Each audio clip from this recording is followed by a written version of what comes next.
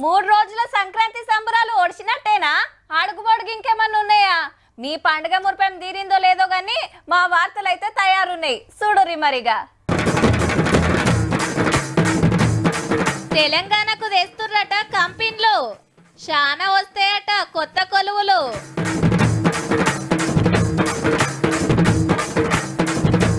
గొర్ల గోల్మాల్ మీద ACB enquiry, పైసలు తిన్నరని లొల్లి ఫస్ట్ కెళ్ళి.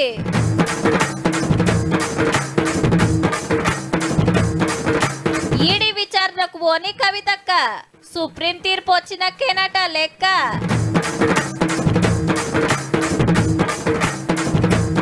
ఆంధ్రాల నాసిక్ అకాడమీ షురు, పబ్లిక్ కోసమే పన్నులన్న సారు.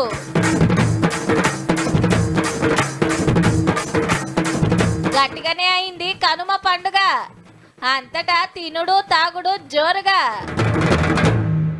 తెలంగాణకు భారీ పెట్టుబడులు ఆకర్షించడమే లక్ష్యంగా ముఖ్యమంత్రి రేవంత్ రెడ్డి దావోస్ పర్యటన సాగుతోంది. మన రాష్ట్రంలో పెట్టుబడులకు ఉన్న బలాబలాలు, ప్రాధాన్యతలను ప్రపంచ ఆర్థిక ఫోరం వేదికపై వివరిస్తున్నారు. సమావేశాల్లో భాగంగా దేశ విదేశ పారిశ్రామికవేత్తలతో కలిసి ప్రభుత్వ విజన్ గురించి విపులంగా చెబుతున్నారు. ఆ పర్యటన ఆశాజనకంగా సాగుతున్నట్టు ప్రభుత్వం వెల్లడించింది. తెలంగాణకు కంపెనీలు పెట్టుబడులు పట్టుకొచ్చే పనులున్నది మన సర్కారు. స్విట్జర్లాండ్ దేశం దావోస్ లా దునియా పెట్టుబడుల మీటింగ్ అవుతుంది ప్రతేడు. కంపెనీల ఓనర్లు పెద్ద పెద్ద బాసులు బొచ్చడు మంది వస్తారు. ఇన్నేళ్ళు ఐటీ మంత్రి ఉన్న రామన్న పోతుండే, ఇప్పుడు ముఖ్యమంత్రి రేవంత్ రెడ్డి సారు, ఐటీ మంత్రి శ్రీధర్ బాబు సారు పోయినరు ఆఫీసర్లను తోలుకొని. హైదరాబాద్ తెలంగాణలో కంపెనీలు పెడితే ఎంత ఫాయిదా అయ్యేది, ఏమేం సవలతులు చేసేది, పర్మిషన్లు ఎట్లా ఇచ్చేది, సర్కార్ ఎట్లా సపోర్ట్ చేసేది అలాగ చెప్తారన్నట్టు. ఓకే అనుకుంటే అగ్రిమెంట్లు కూడా ఆడనే అవుతాయి. అన్ని దేశాలకెళ్ళి వస్తారు కాబట్టి చాలా ముఖ్యమైన మీటింగులు ఉంటాయి. 70 మందితోటి కంపెనీల ఓనర్లు బాసులతోటి మనోళ్ళ చర్చలు ఉన్నాయట. ఇంకో 2 రోజులు అందరితోటి మాట్లాడి మన కాడికి కంపెనీలు పట్టుకొచ్చి కొత్త కొలువులు ఇచ్చే ఉపాయం చేస్తున్నారట. ఆ దేశంలో ఉన్న మనోళ్ళు రేవంత్ రెడ్డి సారు, శ్రీధర్ బాబు సార్లను ఎదుర్కొని కొత్త సర్కార్ కు శుభాకాంక్షలు చెప్పిర్రు. చూడాలి మరి మొత్తం ఎన్ని వేల కోట్ల పెట్టుబడులు తెస్తారో, కొత్తగా ఎన్ని జాబులు వస్తాయో. ఏం తక్కువ 1,00,000 కోట్ల రూపాయలు పెట్టి కడితే 1,00,000 ఎకరాలకు సుతా నీలియని కాళేశ్వరం ప్రాజెక్టు మళ్ళా మేడిగడ్డ పిల్లర్లు గుంగే, అన్నారం కాడ బుంగలు పడే, మాత్రం గట్టి ఆగం చేసిండ్రని ఎంక్వైరీ జరగబోతుంది. రూల్స్ తప్పి ఎక్కువ రేటుకు కరెంటు కొన్నారు, నడిమిట్ల కమిషన్లు తిన్నారు.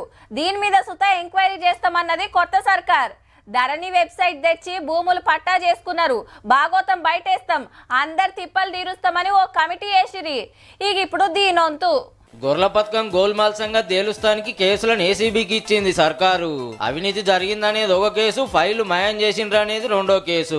గొర్రెల కుర్మలను దొలకపోయి ఆంధ్రాలో గొర్రెలు ఇప్పించిండ్రు, కానీ పైకం ఆసాములకు గట్టకుండా దొంగ అకౌంట్లు తీసాను లేచిండ్రు ఉత్తమ ఆఫీసర్లు. 2,08,00,000 రూపాయలు మింగిన ఈ కథ కొత్త గవర్నమెంట్ వచ్చినాక బయటపడ్డది. సాక్ష్యాలు దొరకనియొద్దని ఆఫీసులున్న ఫైల్లే మాయం చేసిండ్రంటే మనోళ్ళ కథ ఎట్లున్నదో చూడురిగా. ఈ భాగవతం నడిపింది పాత మంత్రి తలసాని శ్రీనివాస్ యాదవ్ సార్ కాడ ఓఎస్డీగా పనిచేసిన పెద్ద ఆఫీసర్ అయ్యా. తలసాని సార్ కు సుతా ఏసీబీ నోటీసులు ఇచ్చే ఛాన్స్ ఉందట. ఇది ఒక్కటే కాదు, గొర్రెల పేరు మీద 100 కోట్ల రూపాయలు గోల్మాల్ చేస్తురని ఫస్ట్ కాంచి లోల్లే. ఈడికెళ్లి పక్క రాష్ట్రాలకు తీసుకుపోయి అగ్వై కొనిచ్చుడు, ఆడనే మారు బేరగాళ్లకు అంటగట్టుడు, లేదంటూ డొల్క నీడికి తీసుకొస్తే మన వాతావరణం పడక ఊకూకనే జీవిడ్చుడు. మందంత మాయమైతే ఎట్లా అని కొందరు ముందే అమ్ముకుంటారు ఎంత వచ్చినా సరే అని. నియంగానే పంచిన గొర్రెలు అట్లనే ఉంటాయి. అలా ఏ ఊర్లో చూసినా మందలకు మందలుండు, యాటకూర అగ్వకు దొరుకు. ఈ సక్కదనం ఇట్లుంటే 82,000 మంది కాడ 359 కోట్ల రూపాయలు డీడీల పేరు మీద కట్టించుకొని ఇంతవరకు గొర్రెలే ఇయ్యలే. 4,000 కోట్లు కావాలి. మరి గొల్ల కుర్మలు ధనికులు అయినరో లేదో, ఇక ఏసీబీ ఎంక్వైరీ ఏం తెలుస్తుందో గాని యాటకూర అయితే పిరమైంది, బ్రోకర్ల బొజ్జలు నిండినాయి. మన మీద కంప్లైంట్ వచ్చింది. పోలీస్ స్టేషన్కి వెళ్ళి ఫోన్ చేసి రేపో పారు రాండ్రి మీతో మాట్లాడాలంటే మీరేం చేస్తారు? మర్నాడు ఓ పెద్ద మనిషిని దొలుకొని స్టేషన్కు పోతాం, అంతే కదా. ఆ కంప్లైంట్ ఏందో అరుచుకొని అస్సలు సంగతి ఏందో మనం చెప్తాం. ఆష్టమైతే అవతలోళ్ళని సుతా విలువనంపి మంచి చెడ్డలు మాట్లాడి ఆడికి కథం చేస్తారు. ఇద్దరు జిజ్జు మీద ఉంటే కేసు రాస్తారు పోలీసులు. అంతేగాని నేను స్టేషన్కు రాను అని మళ్ళా ఫోన్లు చేసినా అదే మాట చెప్తే ఎట్లుంటది? మరి ఈ ముచ్చట అట్లనే ఉన్నదబ్బా. ఇవాళ కూడా ఈడీ ఎంక్వైరీకి పోలేదు కవితక్క. సుప్రీంకోర్టులో కేసు వేసినా ఆడేం తీర్పు వస్తుందో చూసినాకనే లెక్కని మతలబ్ పంపింది ఆఫీసర్లకు. నేను మీ ఆఫీస్ కు రాను, మీరే మా ఇంటికి వచ్చి ఇంటర్వ్యూ తీసుకోవాలి, లేకుంటే వీడియో కాల్లో మాట్లాడుకుందాం అనేది అక్క మాట. మున్పు కొందరు లేడీ లీడర్ గిదే ఛాన్స్ ఇచ్చిరు, నాకెందుకు ఇయ్యారని కోర్టుకు పోయింది అన్నట్టు. ఎలక్షన్ల ముంగట కూడా గిట్లనే నోటీసులు వస్తే రానంటే రానని కరాఖండిగా చెప్పేసింది. మొన్న కొత్త నోటీసులు వస్తే ఇప్పుడు కూడా అదే మాట. ఢిల్లీ మందు దందా కోసం సౌత్ గ్రూప్ పెట్టి 100 కోట్లు కేజ్రీవాల్ సార్ పార్టీకి పంపింది అనేది కేసు. ఓ పారి సిబిఐ ఆఫీసర్లు హైదరాబాద్ లో అక్కోళ్ళ ఇంటికి వచ్చే ఎంక్వైరీ చేసిపోయినరు. ఇక 3 మాటలు అక్కనే ఢిల్లీలో ఈడీ ఆఫీస్ కు పోయింది.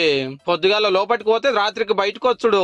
మార్చిందని చెప్పిన ఫోన్లు అడిగిన కాగితాలు కొంట పోయి ఇచ్చిందట. ఇక పక్క అరెస్ట్ అని ప్రచారం కూడా నడిచింది అప్పట్లో. ఈ కేసులో విచారణకు పోయిన వాళ్ళు అంతా అరెస్ట్ అయినరు, మరి మన ఎమ్మెల్సీ తప్పితే. అయితే ఢిల్లీ సీఎం కేజ్రీవాల్ సార్ కు ఇదే కేసులో 4 మాటల నోటీసులు పంపితే ఒక్కపారి కూడా ఈడీ ఆఫీస్ కు రాలేదు. పని ఉందని వీలు కాదని దాటేస్తున్నాడు. చూస్తుంటే కవితక కూడా ఆ సార్నే ఫాలో అవుతున్నట్టుంది. ఆయన అంటే సీఎం కాబట్టి అరెస్ట్ చేయాలంటే జరంత కష్టము. ఇన్నొద్దులంటే అక్క కూడా సీఎం సార్ బిడ్డే. ఇప్పుడు సారు మాజీ ఆయే, పార్టీకి పవర్ లేకపాయే. ఇక పార్లమెంట్ ఎలక్షన్ల ముంగట రాజకీయం ఎట్లుంటుందో గానీ కవితక్కనైతే ఈడీని లైట్ తీసుకుంటున్నట్టున్నది పో.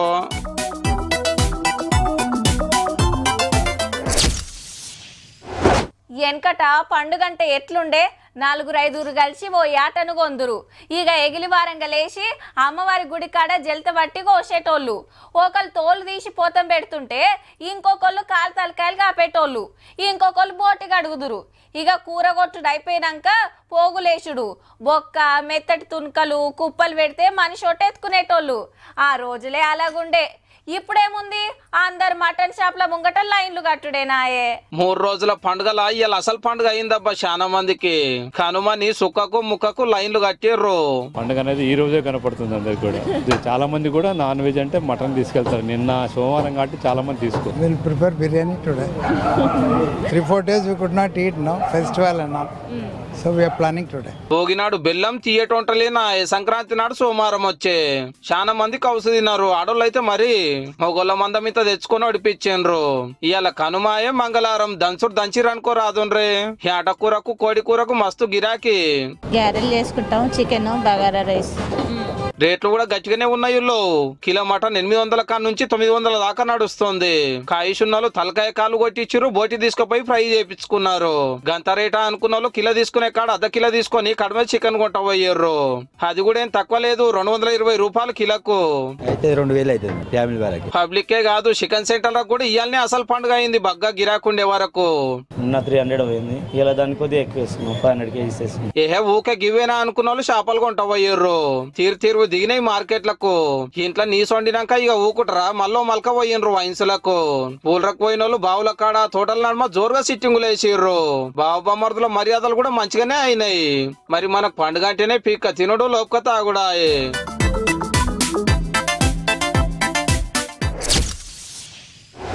175కి 175 సీట్లు గెలుస్తామని జగన్ అన్న పోరాటం. సీఎం సీట్లో కూర్చొనే అసెంబ్లీకి వస్తానని చంద్రన్న శపథం.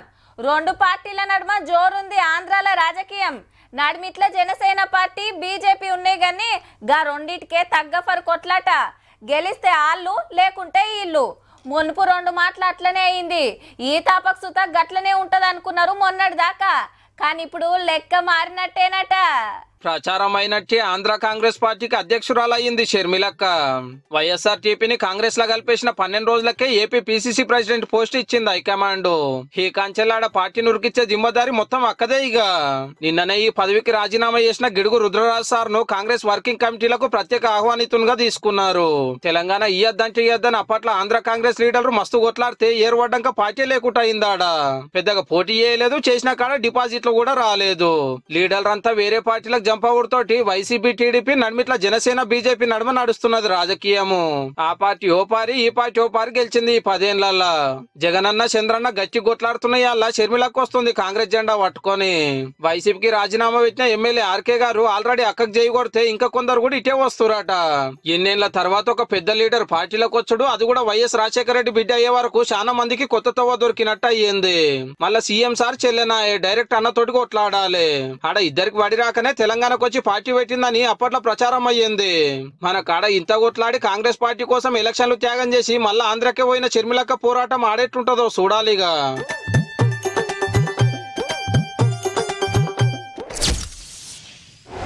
ఊరికి అక్కడికొచ్చే బంగ్లా కడితే అయితే సర్పంచాలు చేస్తాడు, లేదంటే ఎమ్మెల్యేని పిలిపించుకొని రిబ్బన్ కటింగ్ చేపిస్తారు. అట్లనే నియోజకవర్గానికి జిల్లాకు ఫాయిదా చేసేదైతే మంత్రిని పిలిపించుకొని ఓపెనింగ్ చేపించుకుంటారు. అట్లనే రాష్ట్రం అంతటికి అక్కడికొచ్చే ప్రాజెక్ట్ అయితే ముఖ్యమంత్రే వస్తాడు, లేదంటే మంత్రులు పోయి చాలు చేస్తారు. మరి దేశం కోసం కట్టేది ప్రధాని చేతుల మించేదే నడుస్తుంది ఓపెనింగ్. ఇప్పుడు గదే కార్యానికి పోయిండు మోడీ సారు. ఆంధ్ర సత్యసాయి జిల్లాల వీరభద్రస్వామి గుడికి ప్రధాని సారు రాగానే మేళతాళాలు పూర్ణ కుంభంతోని వెల్కమ్ చెప్పిండ్రు అయ్యవార్లు. ఇక వీరభద్రుని గొలుసుకొని మంగళారతిచ్చి జర్సేపు కళాకారులతోని కలిసి భజన చేసిండు. అటెనక తోలుబొమ్మలు ఆడించుకుంటా రామాయణం చెప్తుంటే ఇంట్రెస్ట్ గిన్నాడు.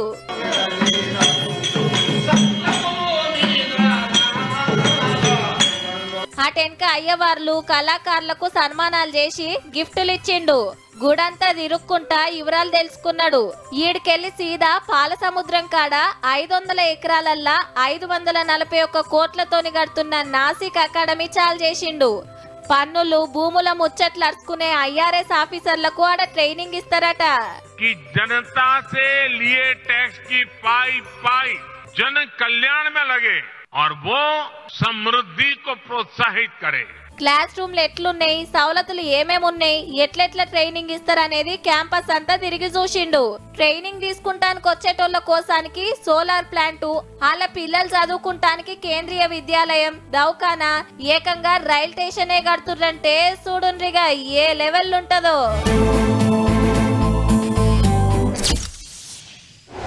ఇయాల్టికెళ్ళి ఇంటింటికి రామయ్య ముచ్చట్లే, గల్లీ గల్లీకి రామయ్య భజనలే, గుళ్ళకాడ రామయ్య పాటలే. ఇంకో 6 రోజులైతే అయోధ్యలో పెద్ద పండుగ అవుతుంది. మరి బయట దేశాలకెళ్ళి పెద్ద భక్తులు మనోళ్ళు కలిపి 7,000 మంది రాబోతున్నారు.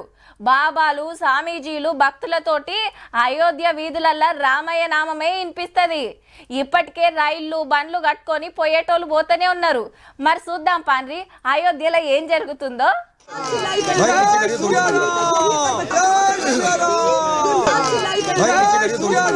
రామయ్య పాదాల కాడ 108 అడుగుల ఊదిబత్తి ముట్టించి విగ్రహ ప్రాణ ప్రతిష్ఠ కార్యం చాలు చేసిండ్రు.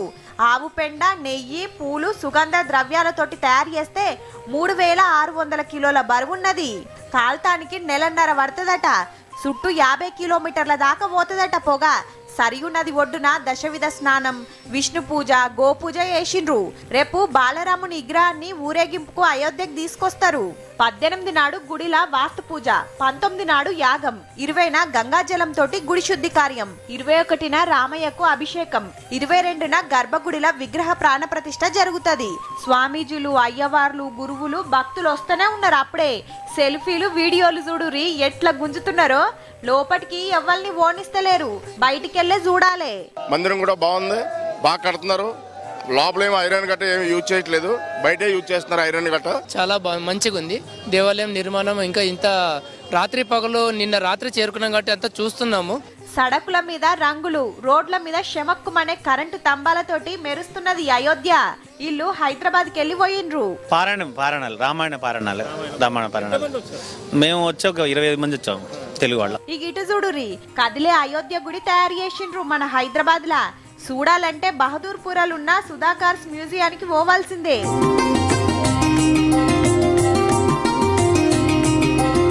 ఏడాదిన్నర సంధి కష్టపడి ఫైబర్ తోటి ఈ గుడి సెట్ తయారు చేసిరట కార్ మీద. ఇందులో 216 పిల్లర్స్ ఉన్నాయండి. ఇది చేయడానికి చాలా అంటే చాలా కష్టమైంది. 1.5 year నుండి ఫైబర్ గ్లాస్ మీదనే వర్క్ చేస్తున్నాం. ఇది ఊర్ల పొంట తిప్పి పబ్లిక్ కు చూపిస్తారట. గంత దూరం పోలేనోళ్లకు ఇంటి ముంగట్నే అయోధ్య దర్శనం చేపించే ఆలోచన అన్నట్టు.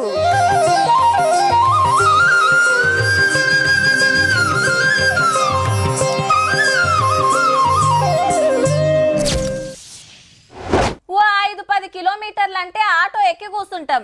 అదే చాలా దూరం పోయేది ఉంటే బస్సు ఎక్కాల్సిందే. పట్నం నుంచి దినాం జిల్లాలకు బొచ్చెడు బస్సులు తిరుగుతుంటాయి. అట్లనే ఆంధ్రాకు సుతా ప్రైవేట్ బస్సులు పోతుంటాయి. చాలా దూరం పోవాలి కాబట్టి నడిమిట్ల ఛాయలకు టిఫిన్లకు ఆడాడ బస్సు ఆపుతుంటారు. అట్లనే ఓ తాన సుతా ఓ బస్సు ఆపిన్రు. కానీ అటు వెనుక ఏమైందన్నదే అసలు ముచ్చట. 10 రూపాయల ఛాయ కోసం పోతే 11.5 లక్షలు పోయినాయి ఈ అన్నయ్య. బొంబాయికి వెళ్ళి ప్రైవేట్ బస్సులో జగిత్యాలకు వస్తున్నాడు. ఒక్కటే పోకట అన్నయ్య ఇక జర ఛాయన్న తాగుతాం ఆపరాదని ప్యాసింజర్లు అనగానే సరే అని బస్సు పక్కకు తీసిండు డ్రైవర్ అన్న. అందరు దిగిపోతుంటే ఈ మాస్క్ పెట్టుకున్న మూతవారేమో బస్సు ఎక్కిండు పంతనం చూపిస్తానికి. మొదలు డ్రైవర్ కాడు ఉన్న సీక్రెట్ కెమెరానే కూడా వీకిండు పో. బాత్రూమ్ పోయి టీ తాగేసేటప్పుడు జాగ్రత్త తీసుకుంటున్నాడు.